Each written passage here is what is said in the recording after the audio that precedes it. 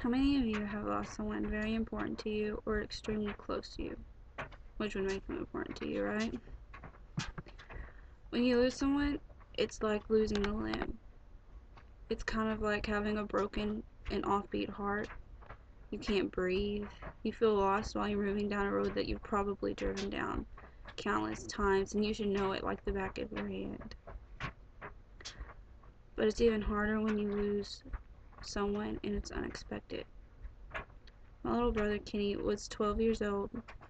He would have had a month until he was 13. He had the entire world at his feet, and within 9 days, his world ended.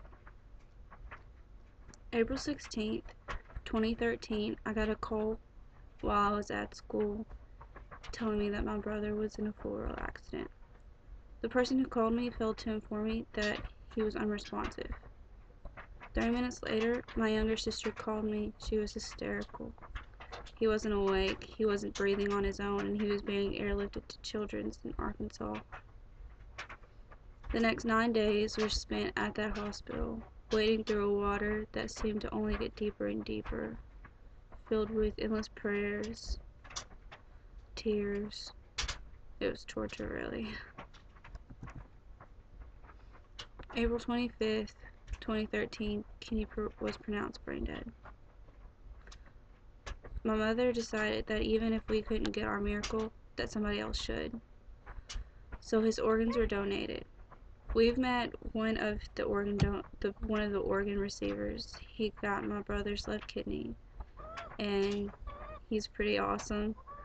So even though it was our loss, it was someone else's gain, and they have their whole life ahead of them. Kenny would be happy. But even through the happiness of somebody else getting their miracle, I couldn't breathe. It was almost as if a lung was missing, and it was a vital organ, so it had just been ripped out of my body. And at first it was hard for me to reflect over the entire lifespan that my brother had had. But watching him grow up was crazy. He got tall so fast. He got into so many things, and he always got on my nerves. And there were moments when we never really got along at all. We could barely look at each other without a fight. But we were siblings. We were supposed to fight with each other. It's just something brothers and sisters do, right?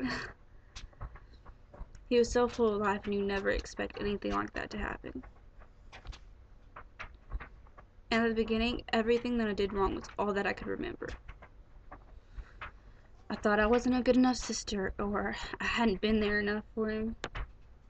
But in time, it was almost like my lung grew back, and I started breathing again, and the gaping hole that was filling me suddenly scabbed over.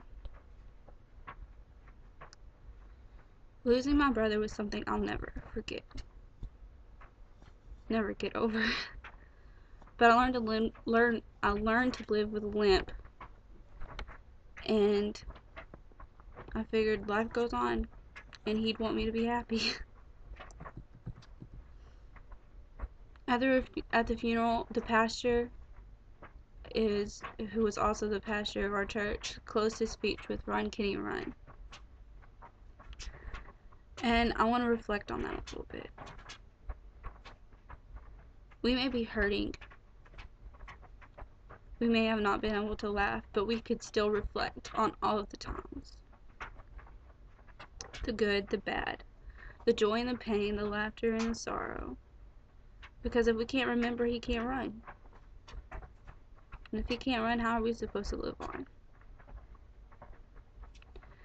With time, the gaping holes that losing someone, they scab over. It may not ever completely heal, but it scabs and it starts working again.